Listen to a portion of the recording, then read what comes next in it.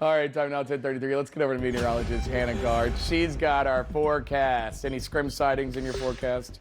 Well, I think we won't be sighting him anymore now that he's back home. But we are seeing some storm chances ahead in our forecast, and you're starting to feel the difference today ahead of that storm system as things are really warming up. We had kind of a mild day yesterday behind the cold front that moved through. Now we're almost 80 degrees in most places. We're sitting in the upper 70s, dew points in the 70s. It is really humid, and we have that southeast breeze coming off the Gulf, bringing that moisture back. This is much warmer than yesterday by about 10 to 15 degrees. So we're noticing the changes as we see a weather system get closer to us. It's going to bring storms tomorrow. But through today, we're going to get into the low 80s. We're forecasting 82 for our high. It's not going to fall much overnight. By tomorrow morning, as you head out the door, we'll still be in the upper 60s, low 70s, and we'll be once again very, very warm for tomorrow. You might see a couple of stray showers later this afternoon into the evening, so maybe pack an umbrella or a rain jacket you can throw on. There'll be brief showers.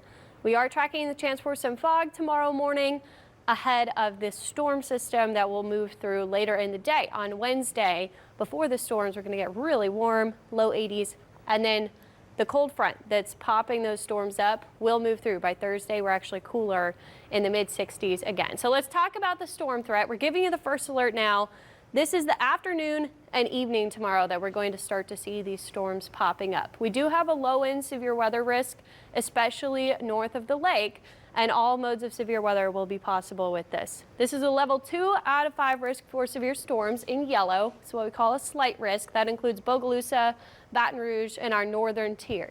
That's where it's most likely that we could see some severe storms pop up, but the entire area is included in a level 1 out of 5 slight risk for severe weather. That's the green, New Orleans, Mobile, and we also could see some severe storms. It's just less likely in those areas. So what's driving this? Well, on water vapor, we can see a huge low pressure system that's starting to dig down across the west coast. We also already had low pressure over here near places like El Paso, where you start to see those orange colors. So where we look for the split in the atmosphere, that's where we're going to see rain and lift. And as the low gets closer, that lift is going to increase, and that will cause storms. So we're already seeing rain because there's a huge split in the upper levels of the atmosphere between high pressure that's down to the south and that low way over to the west. So areas to the north of us are already getting that rain today. We're even seeing some snow farther up to the north, but we're waiting on this big low that's over Colorado and the desert southwest right now to swing by, and that's going to bring the severe storm threat. So let's play this out on the future satellite radar. Here's those showers we could see later in the afternoon today through the evening. Just some moisture sticking around our northern tier. You could see a heavier downpour if that positioning on the modeling is a little bit off. Then tomorrow morning, once again looking at shower activity, but when we get to the afternoon, once we get that daytime heating, we have to watch for these little discrete cells where you have these individual areas of red.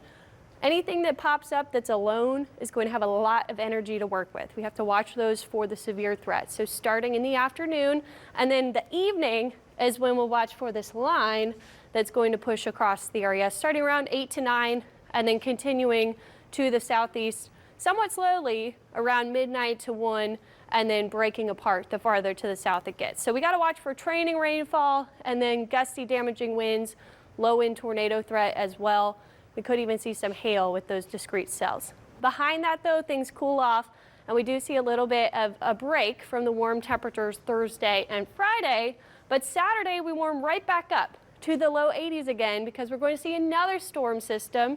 Behind that, we cool into the 50s. So this is a stronger front that's coming on Saturday. The storm track is right over us. That's why we're seeing multiple systems coming by. You can see the heaviest rainfall up to the north, but we're included in some of that heavy rain as well. So for Saturday, we do have a slight risk outlined already for our northern tier and southern Mississippi.